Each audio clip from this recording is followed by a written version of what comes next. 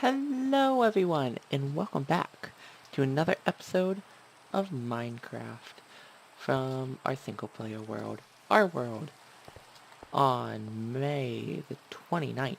I think that's definitely it. How y'all doing? I'm doing great. I'm just building away, uh, now, yes, um, and join. I wish we could join. That'd be so much fun if you guys could join. It would go a lot quicker. One of you guys get resources, another gets other stuff. Oh, that'd be so good. Um, but yeah, nonetheless, I'm gonna keep doing. I'm doing. Is that gonna be? Yeah, we can try it. How are we looking? Yeah, let's do that and that. Uh, today, today, we are going to keep on. Oops, keep on keeping on. Oh yeah, that looks fine. How about this right here? Yep, that's fine too. Good stuff. Yeah, awesome. It's coming together. Today, we are going to look back at the Red Sea for a little bit, Moses' parting of the Red Sea, and learn a couple things from that. So I'm going to be taking a little break from building and reading verses, just to give you guys a better idea. But we're going to be in Exodus chapter 14 today. Let's do that. There we go. So let's get to it. I want to start in verse 4, chapter 14, part B. And I will honor through and I will be honored through Pharaoh and all his army, and the Egyptians will know that I am the Lord. And they did so. So God wasn't just thinking about the Jewish people knowing that he was indeed Lord of everything, creator of the universe. He wanted to let the Egyptians know as well, and I see that as a foreshadowing of how he's going to react with the Gentiles coming in church, and seeing the Gentiles come to faith as well as the Jewish people, which is a beautiful thing. Voice crack intended. Probably not actually, but yeah, isn't that great? I don't know. I love those types of things. Yeah, that'll do. It's not going to be symmetrical like the first layer. It's going to be kind of wishy-washy, which is fine by me. It really is. So that'll be good. The second thing that I wanted to point out is that Israel's arc in general as maturity in verse 10 through 11. First they cried out to the God, which I believe is the first time that happened. Before, because they always been crying out to Moses, to talk to God for them, but they themselves this time talked to God. So that's something to be noteworthy of, because it just shows maturity in their walk now after all this time. There we go. Do that. And grab this. Grab that. And boink, boink. There we go. What's the next thing that I have on our little to-do list? Oh, verse 14 here. The Lord will fight for you while you keep silent. And in verse 13, it says, stand by and see. The the salvation of the Lord.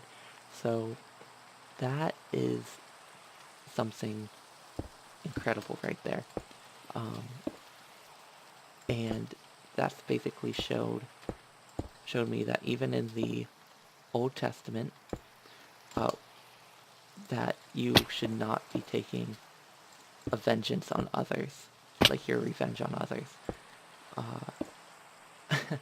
Because, I mean, look at that. That is a prime example of stand by, just watch, sit pretty. Hey, we did it. Sit pretty. I'm going to handle this for you, so you guys don't have to. Oh, I need more of that. So,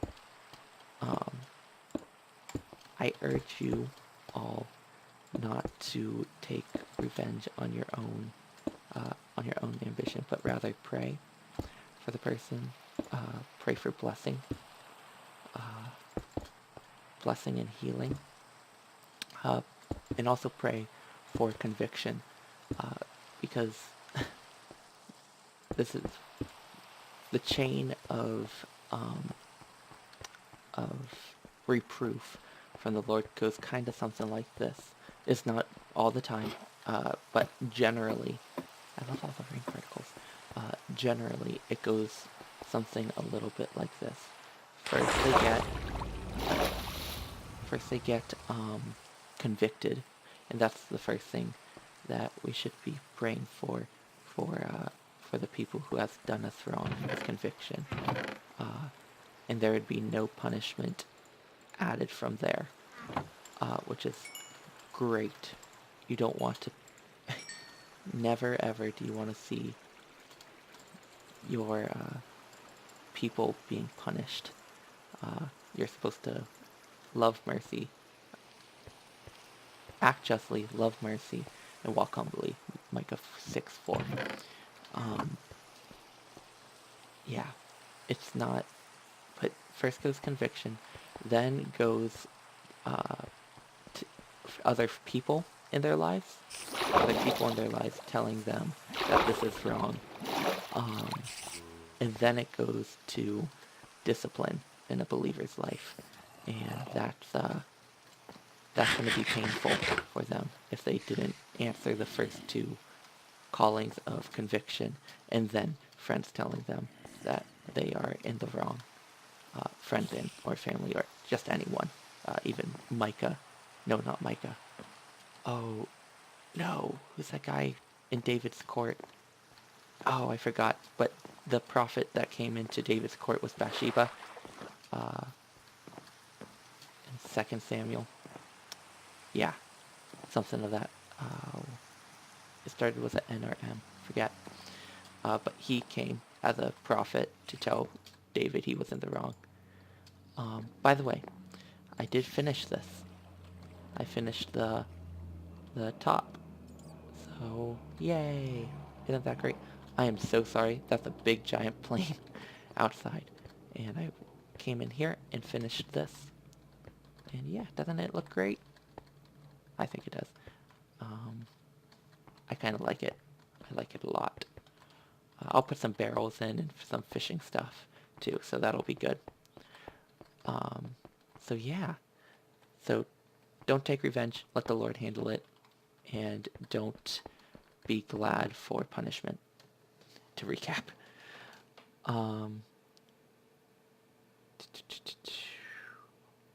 Realize that going through the Red Sea was an all-night endeavor. I never realized that before, but they literally walked all night through that sea of reeds on dry land and in divided water like a wall. So, that was some natural, quote unquote, phenomenon that happened there. Just amazing how God works. Oh my goodness. And yeah. Oh, the last thing is the pillar of cloud in the day and the pillar of fire by night. After leading the people towards the Red Sea, when Moses came, when Moses divided the water through God, the pillar of fire or the cloud, depending what time of day, actually went behind them.